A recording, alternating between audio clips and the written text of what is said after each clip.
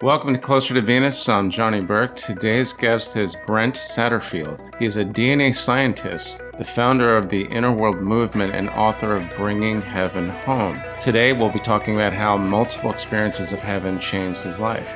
Brent, welcome to the program. Thank you very much, Johnny.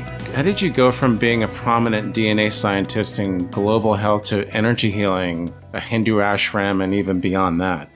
I had a few experiences with the other side where, similar to near-death experiences where I found myself out of body, having conversations with the divine. And that type of an experience just left me feeling like there had to be something more than what I was doing with my life at that time. Were there any precursors to this experience? Did it just happen? Were you meditating, or how exactly did that happen? So the first experience, I was with a woman who'd had 4 near-death experiences herself. Her first one was in a plane crash, and then she had a series of near-death experiences after that due to complications from the crash. One of the gifts that she came back with was the ability to help people cross over to the other side without having to die to get there. And so she helped escort me my first time. I've heard there's several ways to do this. When she did that, was it a meditation ritual or was it something else? It was something else. I've since had experiences in meditation where I found myself out of my body, and I can say that they're comparable. But with her, it was a little different. She had an ability to just touch you, and then all of a sudden you'd find yourself in a different state of consciousness. She'd asked me to come over to her place several weeks in a row to work with me to help put the part of my mind to sleep that keeps me separated from the state of God. At least that's how she put it. And so she told me it was the same part of the mind that dies in the near-death experience. The part that gets out of the way, allowing consciousness to then experience God again in the way that we would experience it without the body. But she had an ability just to touch people and kind of send them that direction. And one of the days that I arrived at her house, I had this feeling. It was a strong enough feeling where I could see it, where I could see myself placing my hand on her heart. And it felt like I had a little piece of her heart that I was supposed to give back. At that point in time, I'd never really encountered anything with energy healing or anything else. And so I just reached out without even thinking, just to put my hand straight over her chest. And as I did so, I became hesitant because I thought, oh, wait, she might not like that. But she grabbed my hand and put it straight over her heart, saying, that's exactly where Jesus puts his hand. And as soon as she did so, I felt this explosion of energy all in my body. It felt like fire just all inside of me, like a divine electricity. Like if you'd taken hold of an electric fence and it was just this pulsating pins and needles feeling throughout my whole body, but not in an unpleasant way, a very beautiful, intense way that caused me to feel like my body was just dissolving, that I didn't feel connected to it anymore. And it was confusing to me because I'd never had an experience like that in this life. And I asked her, I was like, what is this feeling? And she said, that's the feeling you get right before you cross over. And then she had me lay down, and then she used her gift to kind of push me the rest of the way over. So she is an energy healer. How does she describe herself? I want to know. I think everybody else wants to know. We want to do this too. Incredible. Wow. So in hindsight, after having had a few of these experiences, I really do believe it's something that everybody can access. It's something that, for whatever reason, when we encounter somebody who's died and gone to the other side, our hearts are more open.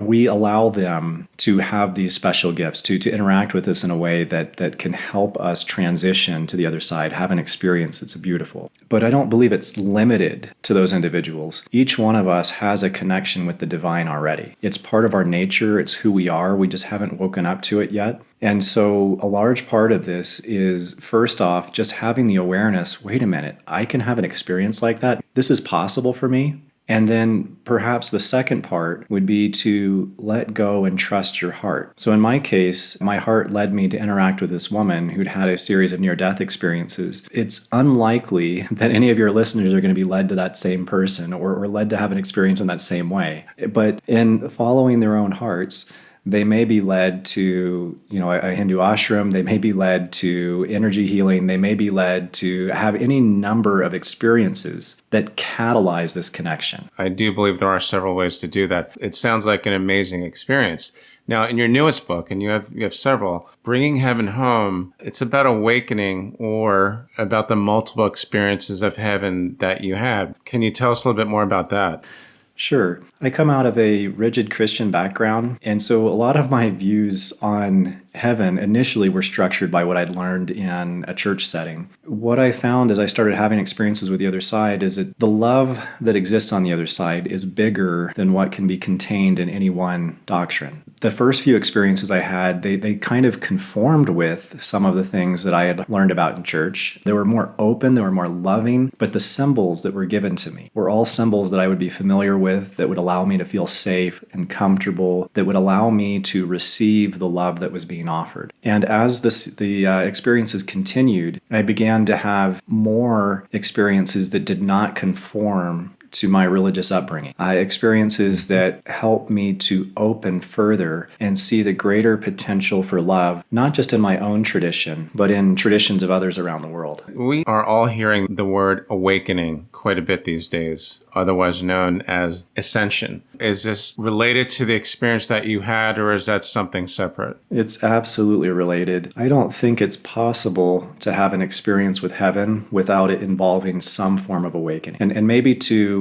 discuss the idea of awakening just a little bit, it would help to define the word a little better. Awakening seems to be the act of consciousness, like the consciousness that's inside of us, as it becomes aware of itself, as it becomes aware of itself, free from the structures, the traditions, the thought forms, the emotional reactions to how it views life. So it starts to become aware of itself in the midst of all of these structures. And as it becomes aware of itself, it begins to feel free. So there's a process of your heart becoming free, becoming more connected to the capacity to feel love in each moment. And so this idea of having a heavenly experience, while for some people it tends to reinforce those structures in consciousness, like me with my first experience, it very much did. It made me feel more a part of my religion and more a part of the ideas that were there. But at the same time, it left an opening because the way that I experienced love on the other side was inconsistent with how love is taught in the religions in this world. Oh my, you said a mouthful. It's so much bigger.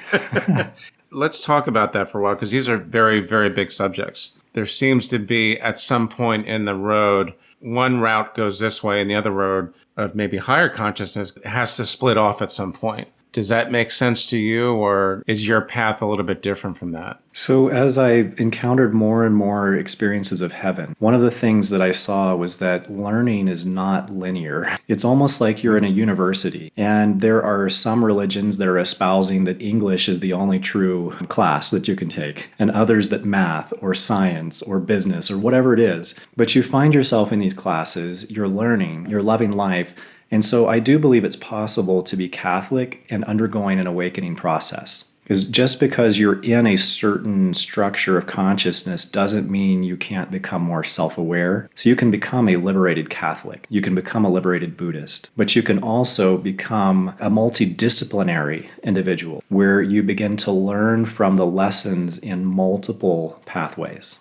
So we're talking about heaven. What exactly is it? Is it a place? Is it a state of being? You've had multiple experiences. It seems like there are more than one, or is it just a matter of we create our own, because since we're all energy anyway? It seems that there are groups of individual heavens. If you were to take the concept that we're divine beings and that the divine interacts with us in a very personal way, this is a beautiful concept, actually. It's a very liberating concept to realize that there is no one-size-fits-all heaven, that you're not forced into somebody else's idea of what's joyful, but that the divine is interactive and works with you to create what is your most loving space. And so, in principle, it creates a near infinite number of types of heavens. That being said, consciousness tends to run in groups. And so we will see similarities in the way that heaven is envisioned by certain populations of Christians or certain populations of Hindus. And so there is a general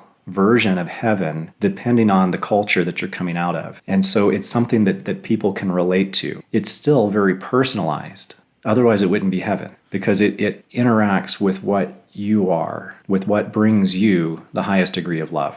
I have to be careful what I say here because all my life, I always think that there's a nun right behind me for some reason. So if I think my version of heaven is reuniting with all my family, all my ancestors, and also being able to play guitar with Jimi Hendrix and David Bowie, if I want to create that, there's a chance it might look something like that. There is a chance. Also, a lot of what we spend our time imagining heaven looks like, it comes from our bodies. It comes from some of the programming we have as children. It comes from almost an avoidance of the fears and the hurts we have in life. And we're saying, gosh, life hurts so bad. I really hope heaven looks the opposite. So much of our idea of heaven really is not connected with what it really is. And so the moment that you get to the other side, there is you could call it, for lack of a better word, a life review, where you get a chance to see your life, you get a chance to see everything that went into shaping you, you get a chance to heal from that, to learn from that.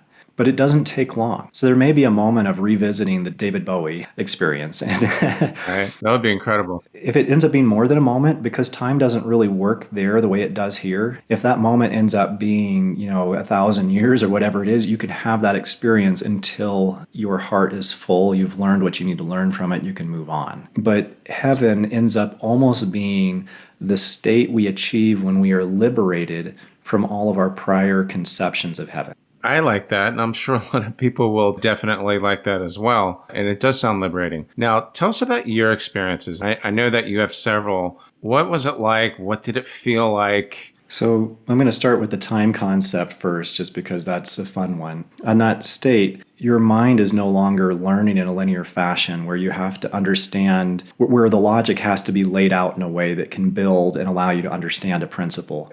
Instead, it's almost like you're hooked up to the divine internet. Everything that you think automatically searches out that topic, and you're able to go as deep into that topic as you want, asking side questions, tangential questions, understanding things, all without breaking the flow of conversation.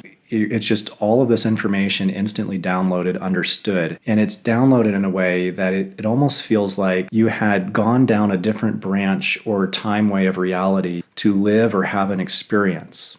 And so it's experiential learning. It's a much more intimate form of learning, understanding, and knowing. Now, connected with that, though, at least for me, there was a feeling of immense joy. And immense to the point where that fire that I mentioned earlier, it was just filling my whole being, but like with euphoria, with bliss, with love, with acceptance, with, oh my goodness, everything makes sense. And now I know why some of those parts of life that were really hard, that I hated, had to be the way they were. In fact, they were beautiful. They were exactly what needed to happen so that I could be having this experience now, so that I could be having this bliss without limit. And the feeling of that bliss and that love was so intense as to cause me to feel that the very molecules in my body, if my body had been present, that they would have dissolved, like that the atoms would have come apart at the seams because the energy was too intense. Did that have something to do with what you described as the exploding of hearts? Yes, very much so. Okay. It almost sounds as if you're leaving the body to go back to your or our natural form, which is spirit, right? Yes. That's what it sounds like. You had mentioned before the life review. Now, with the life review comes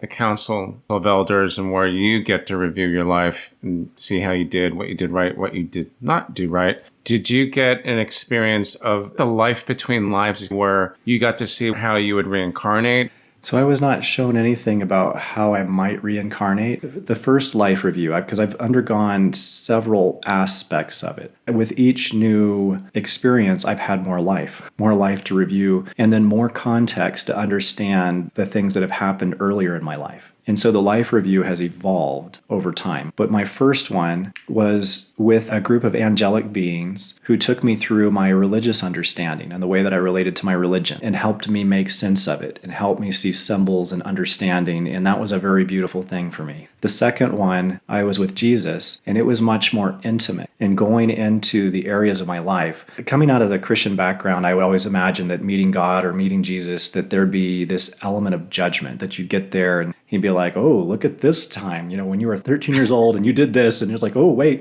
And there'd be some kind of shame coming up around that, or hurt or pain or something. But that wasn't the case at all. those weren't really the moments that he looked at with me. It was more of him looking into the places in my life where I still felt hurt. He wasn't looking for places to judge me. He was looking for places where I was still judging myself, to help me let go of that judgment, to help me let go of that hurt so that I could feel the love that was there even more. Great. That's a gem. I can see what you mean about these experiences in your views, how basically the religious understanding literally gets turned upside down. Meeting Jesus, meeting any of the ascended masters has to be a very heavy experience. Tell us a little bit more about that. What was it like? So the second experience I had is the most profound because I spent several hours on the other side, several hours in that state where everything's nonlinear and you're learning at this accelerated rate. The first experience was just of being in the light itself. And it was just this feeling of euphoria, of bliss, of joy, of understanding where everything was making sense. And I was probably in that state for about 15 minutes or so before I felt him come. It was like this sense where before somebody comes into your field of vision, you feel them.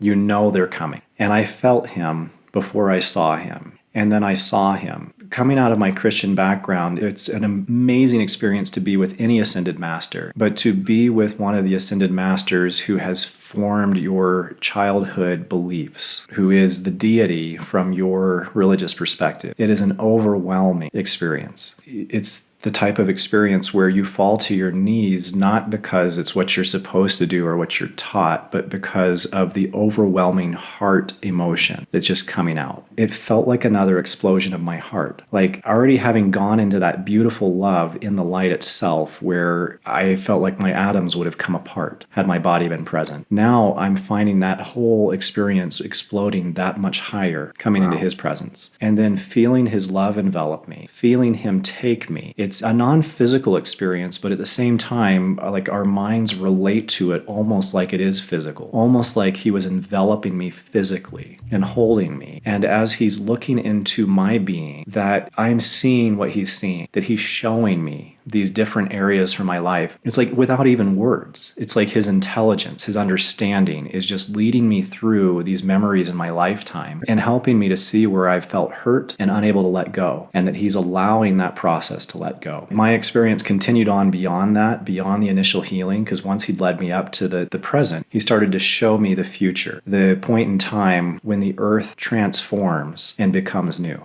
Oh, wow. Lots of people, myself included, thinking, is this 2021? Is it 2025 or is it 2500? Right. Is this one of those things in our lifetime or not? It's been a weird 18 months. Nothing would surprise me. And I'm sure a lot of people think the same way. So I'd love to tell you he gave me a date and said, tomorrow or next year on this date, but that was not what happened. In fact, it was this interesting understanding that was given because I saw that the timing of the transition of the earth is not set like the way that you set a date on a calendar. It's an interactive experience. It's more like how long is it going to take us to have the realizations and understandings that we need to as a human race in order to unlock our hearts and allow the earth to rise. And it's an interactive connection with heaven. We're going through a learning process, and it's not heaven coming down and saying, okay, time's up, you got it wrong. It's us figuring it out. It's us looking at the world and going, wait a minute, this isn't right. There's something else going on here. And being able to connect with the love in the present moment before it manifests in the physical world.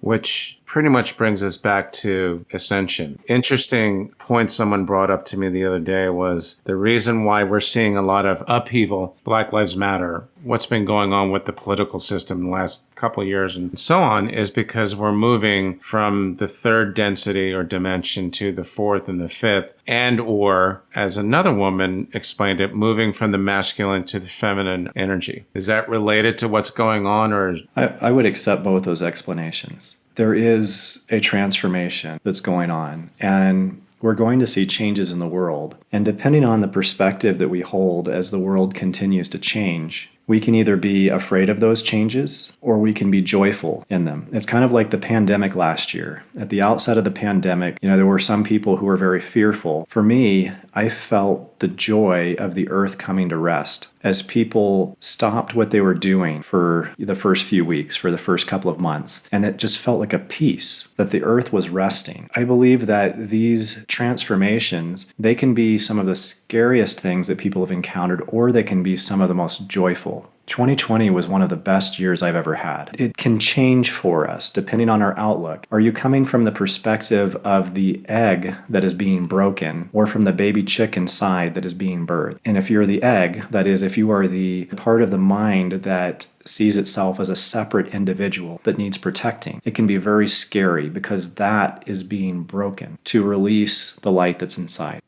Another quote for your book, which I really liked: the key to awakening heaven on earth requires perspectives of both the East and the West. When we talk about the East, we talk about the Hindus, Buddhism, and so forth. I think the way religion has to be for some people, either they break away from it completely, or there's going to be another school of thought that unites everyone. You agree?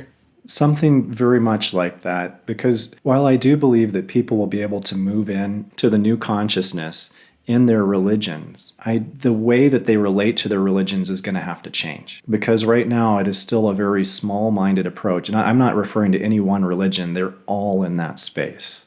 I agree. None of them produced the liberation that we are all hungering for. Now, within each one, there are perspectives. There are ways of experiencing the divine that are unique. You could almost relate to them as if they were different fruits. There's apples and bananas and cherries, and there are these different fruits. You could almost suggest that the tree of life had multiple fruits on it. And depending on the religious perspective that you're taking, the kind of consciousness that you're approaching it with, you're going to have a different experience of the divine. You're going to learn different tools to connect with the divine. And it's as we start to assemble these different perspectives and understandings that we have the ability as a society to raise the whole. We need each other. You're right. We definitely do need each other. Let's take someone, average person. They go to church, they go to temple, or wherever they go to worship. They want to raise their vibration. They want to get to higher spiritual ground, but they get to a point where they're just basically hitting a wall. What direction should they consider? Religious traditions are a double-edged sword. On the one side, when we're coming out of broken homes and just rough lives, religion can be salvation for us.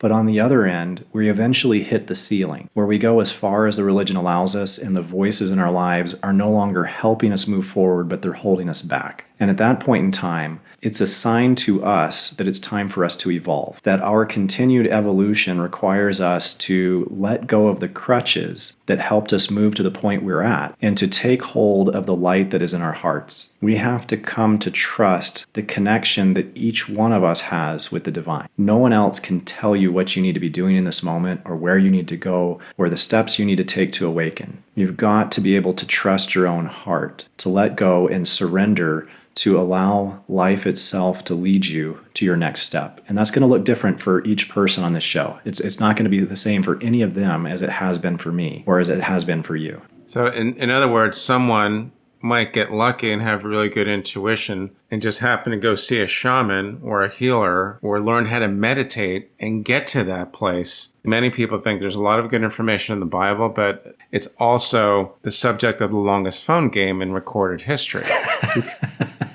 I live in South Florida. There's a very big conservative population here. And people that go to some of the super churches, they go to Bible study, but some of these people sound like they're almost brainwashed. And they're at the ceiling already. They're not going to really evolve. That's the double-edged sword that you're referring to, isn't it? Yes. It's almost that the resistance to move beyond that ceiling is part of what we need as human beings to grow. It's, like the butterfly that's coming out of the cocoon, it needs the resistance of freeing itself from the cocoon in order for its wings to be strong enough to fly. And in that same way, the religious structures that are there, they're like that cocoon. The caterpillar that's entering into the cocoon, it's a place of nurturing, it's a place of safety. But for the butterfly that has now evolved, it can be a death trap if it doesn't get out. Well, you said it, not me. I did. If nothing else, we have to start someplace. That's usually church or temple or wherever you go according to your religious beliefs. But I've seen a lot of people break free of that because they want to find something larger, something bigger than ourselves. So with your experiences, which are pretty incredible to say the least. Is it true that heaven does exist for all of us? What about the people that do bad things, cause grievous harm to others, murderers, serial killers? What happens to them? So what happens on the other side is very individual. It's all in love. That much I've felt and seen. But what happens on an individual basis to those people, I don't have the specifics. What I do understand is that no matter how poorly someone has acted in this life, their ability to enter into a heavenly state is not like a penance that has to be paid. It's the same for all of us. It's letting go of the beliefs that we are bad, that we are terrible, that we're unworthy of God's love, that it is a release of our self-judgment. And the problem with people who have created such difficult circumstances in their lives, like murder and terrorism or other things that we abhor, is that it is such a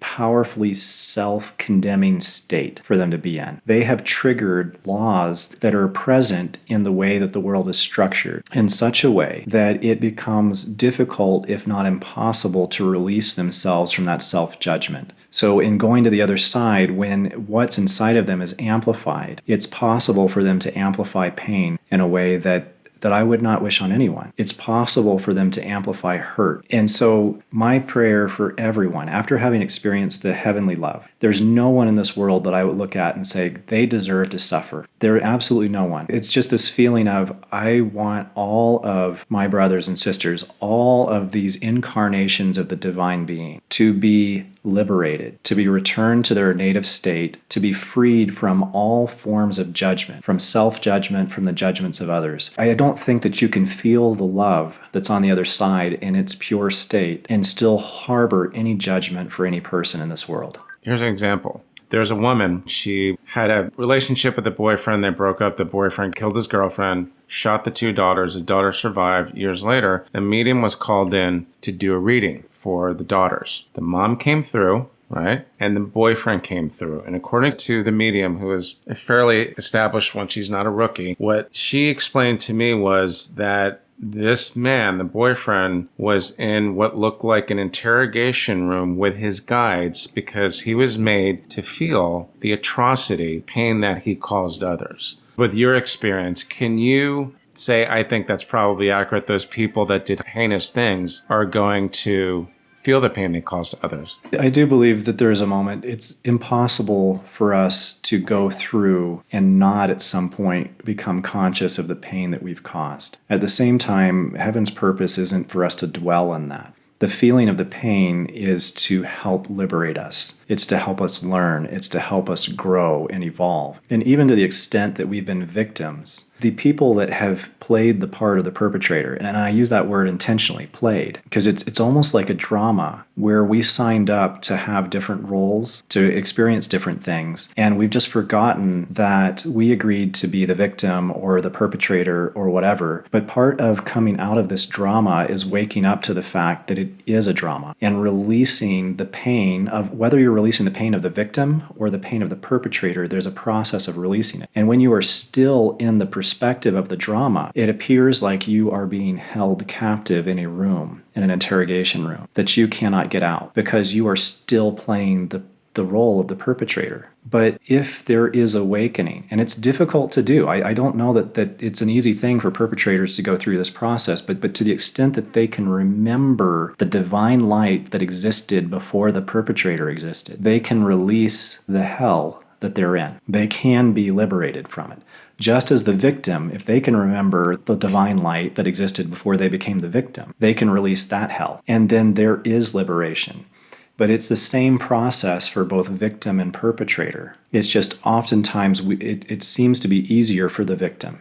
Okay, so what you just explained, the drama, it sounds a lot like the things that we sign up for, right? And that sounds exactly like many of the experience I've heard about in the life between life stage, where you transition, you go before the karma board, if you want to call it that, or the council. You basically judge yourself, what you did well, what you didn't. Then you make an agreement to go back. That implies reincarnation, does it not? It does. And I love that you point out that you judge yourself. You're going before this board, but it's not them saying, hey, you messed up. It's you saying, saying, I don't know if I learned this the way that I want to learn it. And I want to go back and have another experience. A funny little anecdote I'll have to add in here. I read one of the books by Teresa Caputo, The Long Island Medium. She's really, really good. I think she's the real thing. And one of the things that she said was, life is like an episode of Saturday Night Live.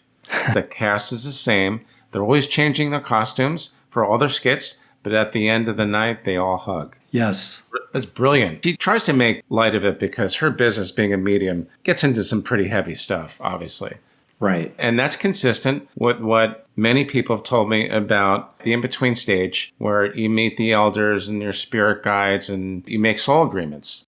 This really does turn a lot of religious beliefs and principles upside down, which actually I think is a good thing, because you call it a ceiling, I call it a wall. It's the same thing. I think this is really, really important information. Anything else you'd like to add about your experiences? I know I probably missed something here. Well, we missed a whole bunch, but we only have a short amount of time to talk. So I think this might be to be continued because there's a lot of great information. So, Brent, thanks so much for joining us. How can our listeners find you online? So the best way to find me online is at innerworldmovement.com, on Instagram and Facebook at innerworldmovement. Of course, if they want to learn more about the experiences that we talked about today, go in deeper through those various experiences, they can find that in my latest book, Bringing Heaven Home, on Amazon under my name, Dr. Brent Satterfield. You've been listening to Closer to Venus. I'm Johnny Burke. If you enjoyed today's episode, please consider subscribing. You can also leave us a review on iTunes as well. Thanks again for tuning in, and we'll see you next time.